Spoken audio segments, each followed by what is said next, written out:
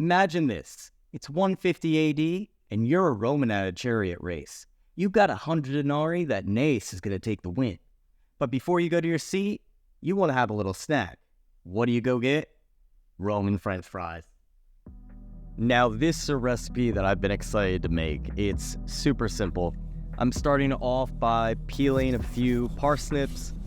I'm going to set those aside, fill up a pot with about an inch of olive oil, just enough where I can submerge the parsnips to fry those in. While that olive oil is heating up, I'm just chopping the parsnips into sort of French fry shapes, but if you'd like, you could cut those into rounds, that's fine. I'm just thinking right now about throwing those parsnips on a mandolin and making parsnip chips. That kind of sounds like that'd be good. Well, anyways, while those fry up, why don't we take a look at some of the history.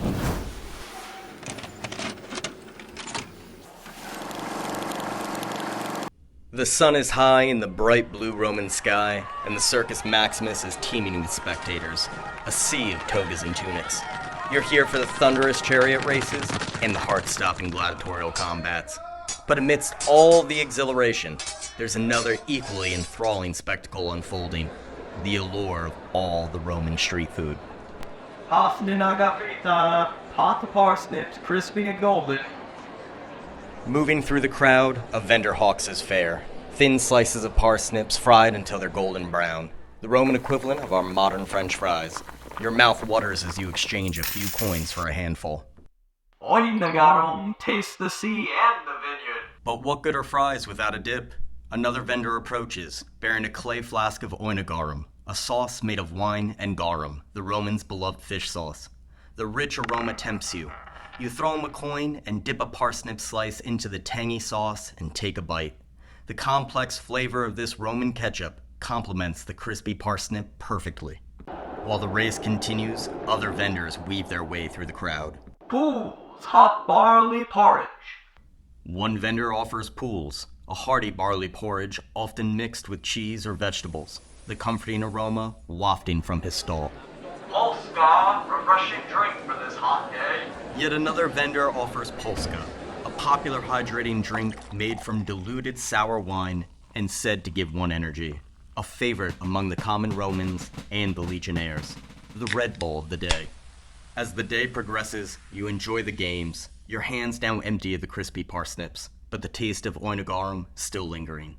The anticipation of the next race, the fervor of the crowd, and a satisfied stomach make it a day to remember. So, as you see, when it comes to satisfying street food, the Romans knew how to please and entertain their crowd, just as they did in their arenas.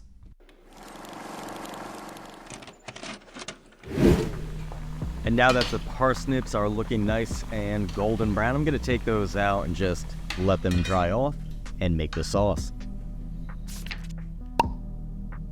So to start off, to make this Oenogarum, I'm just throwing in 2 cups of red wine into a pot.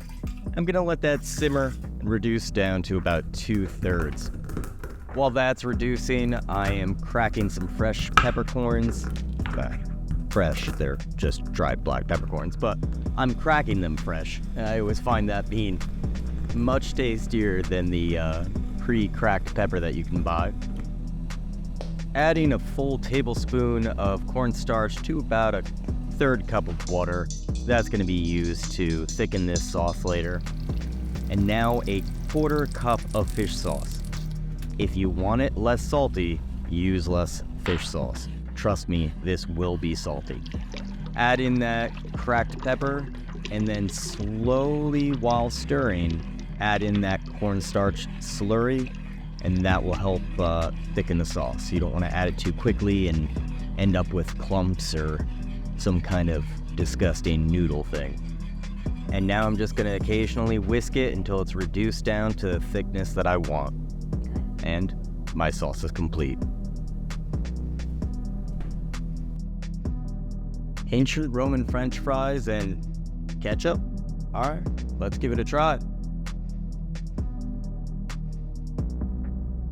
Really went all in for this.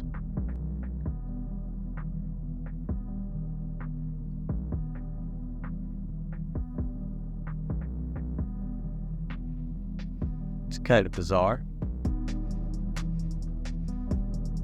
Okay, hear me out. This kind of tastes like A1. The sauce tastes a little like A1. It's actually a pretty good snack. Healthy. Fried olive oil.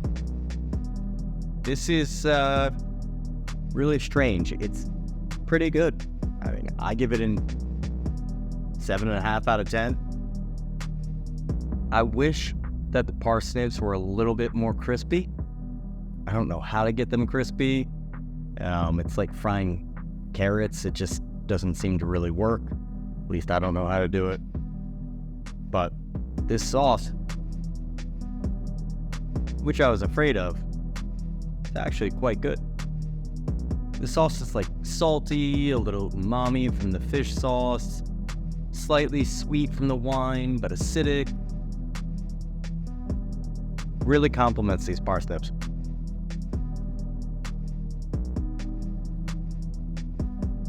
If I was at Roman chariot race, I'd be more than happy with a big bucket of these parsnip fries and some of the sauce to dip them in. And guys, if you like this video and you want to see more, like, comment, and subscribe.